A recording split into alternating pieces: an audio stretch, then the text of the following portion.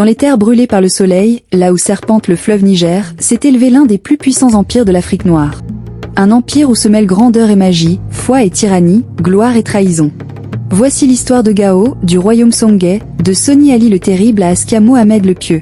Prépare-toi, car ce récit ne te laissera pas indemne. L'histoire du peuple Songhay, c'est d'abord celle d'une terre bénie par le fleuve Niger, entre le Mali, le Niger actuel et le nord du Bénin. Un peuple fier, enraciné dans les traditions, mais aussi assoiffé de puissance et de savoir réparti aujourd'hui entre plusieurs pays d'Afrique de l'Ouest, les Songhay furent jadis les bâtisseurs d'un empire redouté et admiré. À l'origine, ils n'étaient qu'une petite tribu, peut-être descendante des Soninké, ou venue du Tchad. Ils vécurent à Gao, ville double selon les chroniqueurs arabes, entre commerçants musulmans et peuples païens peu à peu, leur langue, le Song. Les Songhaïs vivaient autour de la région de Gao, une zone riche en culture, en commerce et en contact. Dès le 9e siècle, la ville de Gao rayonnait déjà comme un centre économique majeur. Des caravanes chargées de sel, d'or et de tissus y faisaient halte, mêlant les langues, les cultures et les croyances. Gao, cette cité vivante, vibrante, devint rapidement bien plus qu'un simple carrefour commercial. Elle fut le berceau d'un empire en gestation. Vers le 11e siècle, les souverains Songhaïs adoptèrent l'islam. Cette conversion ne fut pas qu'un choix religieux. Elle scella leur lien avec le monde musulman, favorisant l'arrivée de lettrés, de commerçants et d'artisans. Gao devint un pont entre l'Afrique noire et le Maghreb, entre les savanes du Sahel et les dunes du Sahara. Mais la véritable ascension de Songhaï débuta avec un homme, Soni Ali. Soni Ali, parfois décrit comme tyrannique par les chroniqueurs arabes, fut aussi un conquérant redoutable.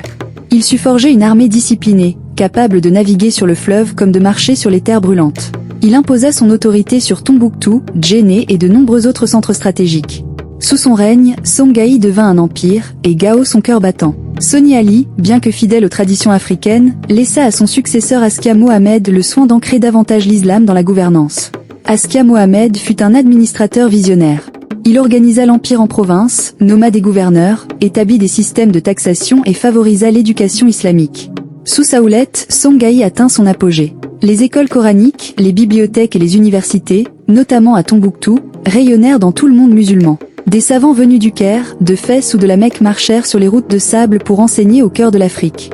L'histoire commence bien avant son apogée, avec des peuples pêcheurs et commerçants, établis sur les rives du fleuve. Gao, cité stratégique, devint bientôt un centre commercial florissant, attirant caravanes et marchandises venues du nord du désert et du sud forestier. Le commerce du sel, de l'or et des esclaves y battait son plein. Mais c'est avec Soni Ali, souverain légendaire, que le Songhaï entra dans une nouvelle ère. Stratège audacieux et chef militaire redouté, il transforma le royaume en un empire vaste et puissant. Il conquit Tombouctou, Djenné, et étendit son autorité sur les principales routes commerciales de l'Ouest africain. Sa politique était à la fois de fer et de feu, tolérant envers les croyances, mais impitoyable envers les ennemis. À sa mort, une lutte de pouvoir s'engagea. C'est alors qu'émergea un homme à la vision claire et à l'esprit organisé, Askia Mohamed. Askia Mohamed ne monta pas sur le trône par héritage, mais par ambition et stratégie. Il défia le successeur de Soni Ali, le renversa, et s'installa en maître de l'empire. Contrairement à Soni Ali, il plaça l'islam au cœur de son règne. Il fit le pèlerinage à la Mecque, où il fut reconnu comme empereur musulman, et revint auréolé de prestige, entouré de savants, de médecins et d'architectes. Sous son règne, l'empire Songhaï atteignit son apogée. Askia réforma l'administration, divisant le territoire en provinces dirigées par des gouverneurs responsables. Il créa une armée disciplinée, structura la fiscalité et encouragea l'enseignement islamique. Tombouctou devint un phare de savoir, abritant l'université de Sankoré, où les manuscrits s'échangeaient comme des trésors. L'or affluait, les marchés étaient prospères, et le Songhaï rayonnait. Mais toute lumière attire les convoitises. À la fin du XVIe siècle, l'empire affaibli par des luttes internes, vit surgir une menace venue du nord. Les Saadiens du Maroc, désireux de s'emparer des mines d'or, envoyèrent une armée équipée d'armes à feu contre les guerriers Songhaïs, encore armés de lances et de flèches. La bataille de Tondibi, en 1591, fut fatale. Malgré leur courage, les soldats Songhaïs furent balayés par la puissance de feu marocaine. Gao, Tombouctou, Djenné, tombèrent les unes après les autres. L'empire Songhaï, si glorieux, sombra dans le silence, mais ses récits, ses manuscrits, ses vestiges, continuent de vibrer à travers l'Afrique. Il fut l'un des plus vastes empires africains, témoin d'une grandeur longtemps oubliée, mais jamais effacée. Ainsi s'éteignit la flamme d'un empire, mais s'alluma une légende qui, encore aujourd'hui, murmure à l'oreille des générations africaines. Souviens-toi de Songhaï, l'empire du fleuve et du savoir.